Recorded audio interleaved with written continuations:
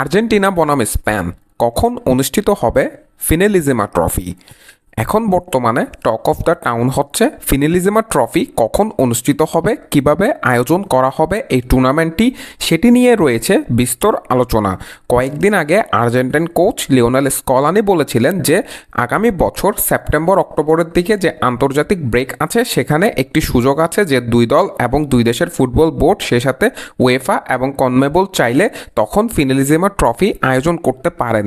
তবে সেখানেও ফিনেলিজেমা ট্রফি আয়োজন করা সম্ভব নয়, কারণ ইউরোপে বিশ্বকাপ বাছাই পর্ব ছাড়াও তাদের নিজস্ব উয়েফা নেশনস লিগ রয়েছে, যেটি আসলে বিশ্বকাপ বাছাই পর্বের মতোই গুরুত্বপূর্ণ।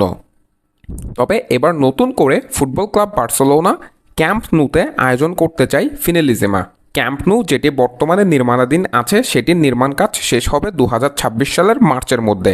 তবে 2026 সালের মার্চে যেটি আন্তর্জাতিক ব্রেক আছে, অর্থাৎ 2026 বিশ্বকাপের একেবারে আগে শেষ আন্তর্জাতিক ব্রেক, তখন ফিনেলিজেমা ট্রফিটি আয়োজন করতে চায় ক্যাম্প নু এবং তারা মেসিকে একটি ফেয়ারওয়েল সেখানে দিতে চায়। যেহেতু লেমিন ইয়ামাল এবং মেসির মধ্যে একটি কানেকশন দেখানো হচ্ছে, তাই তাদের দুজনকে বার্সা ভক্তদের সামনে মুখোমুখি করাতে চায় ফুটবল ক্লাব বার্সেলোনা।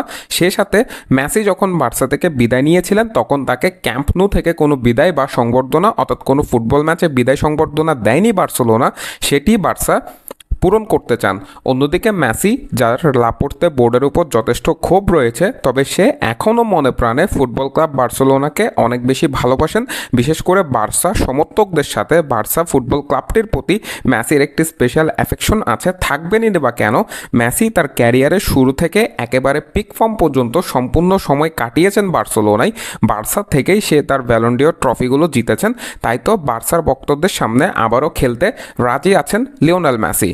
তবে এখানে সবচেয়ে বড় সমস্যা হচ্ছে আন্তর্জাতিক ফুটবলে যে ব্যস্ত সূচি আগামী 1.5 বছরে আছে, সেখানে আসলে 2026 বিশ্বকাপের আগে ফিনেলিজেমা ট্রফিটি আয়োজন করা খুব বেশি কষ্টসাধ্য। যেখানে যদি ফিনেলিজেমা ট্রফি আয়োজন করতে চায় তবে কনমেবল, উয়েফা এবং ফিফা তিনটি সংস্থাকে একত্রে মিলে কাজ করতে হবে।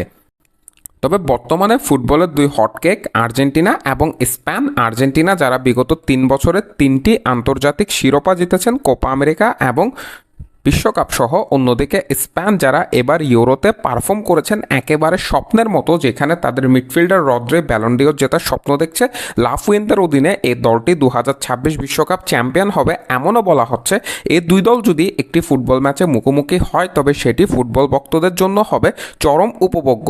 তাই তো সবাই চাই এই ফিনেলিজেমার ট্রফিটি যেন আয়োজন হয়।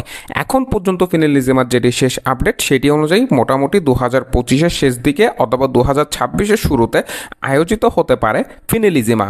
মাহের আহমেদ মাহি, এমএস থিংবার্স।